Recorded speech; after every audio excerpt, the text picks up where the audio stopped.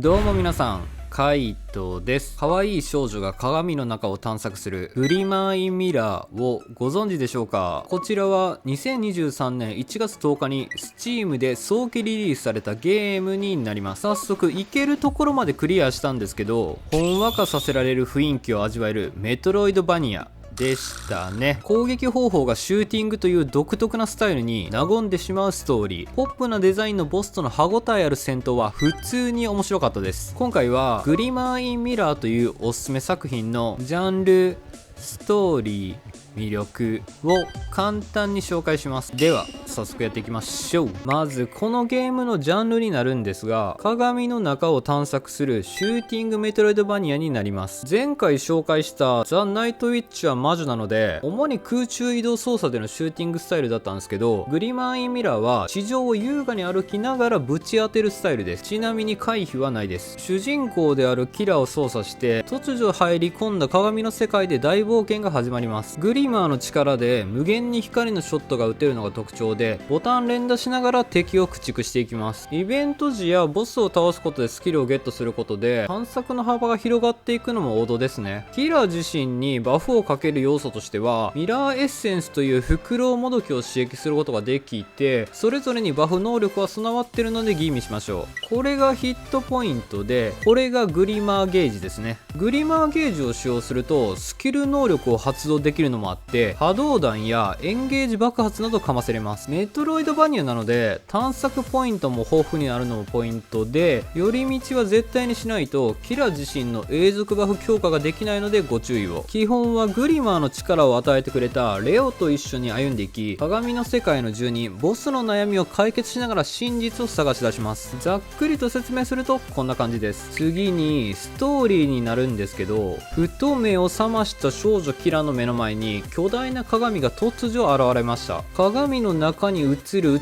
美しい世界に見せられてしまったキラは思わず鏡に手を伸ばしてしまいます。だがいきなり鏡が砕けて散ってしまい、美しい世界もろとも一瞬に崩れ去ってしまいます。キラが再び目を覚ますと、すでに壊れてしまった鏡の世界の中にいるってお話。そしてこのゲームの魅力についてなんですが、1、全体的に広がる綺麗な 2D アートワーク。一発目のメインにアクション性の魅力をお届けしようと思いましたが、やはり一番目に焼き付いたのがキャラデザと外観のアートワークが非常に美しい。キラが目覚めてから森の中をいろいろとさまようことになるんですけど、見ているだけでほんわかさと綺麗さがいい感じにマッチしてます。ゆらゆらと動く少女キラも最高なんですけど、何よりも丁寧に描かれた外観も見もの。1年前に体験版プレイした時からも感じ取られたんですけど、ボスのフォルムの異質加減も秀逸で、この草っぽい敵からどこかで見たことがある岩っぽい敵、そして王道のドラゴンフォルムからホローナイトばりのドワーフキングなど、見ているだけでワクワクしましたね。よいしょよいしょのステージも非常に綺麗で、特にドワーフの城のバックボーンは目を見張るものがありました。なんか休憩とかできちゃう。こういった雰囲気が好きな人はなおさらプレイしてほしい。2、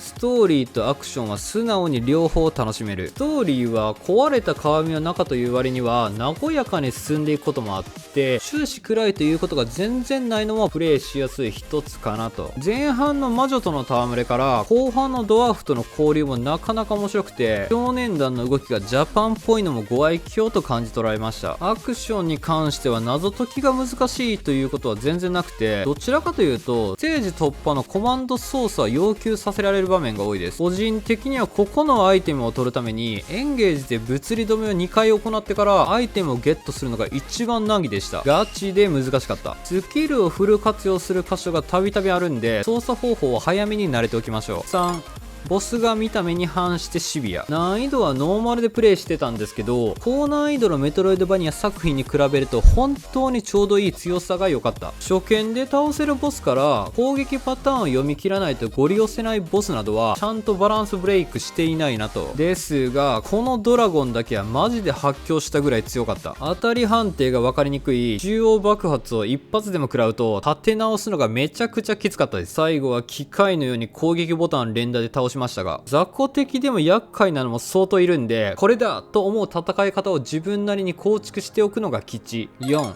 クリア時間は10時間。ある程度探索をしてのクリア時間は10時間ほどでした。オルゴールの音色が鍵である謎解き箇所だけが音感なさすぎてハマってしまいましたが、それ以外はスムーズに突破できました。またアーリー版なので、もし追記を含めても15時間から長くて20時間ぐらいな気がします。全体的には好印象の作品なので、限定版のパケ版を引っ提げてスイッチ版を日本で発売してほしいと切に願います。以上になります。少女のシューティングメトロイドバニアグリマー・イン・ミラー。 2D の美しいアートワークにほんわかさせられるストーリー、シューティングオンリーでの探索要素にボスによってはシビアな戦闘スタイルが求められるのが面白い。よければ皆さんもキラと一緒に鏡の世界に足を踏み込んでみませんか。きっと下からギアが押し上げてくるステージで光ダッシュの方向を間違えすぎてなんで来ないなんねんってなること間違いないですよ。このチャンネルではインディーズ作品を中心におすすめのゲームを一通りクリアして紹介しております。少しでも参考になった方がいればチャンネル登録や高評価をしていただけると幸いです。ではでは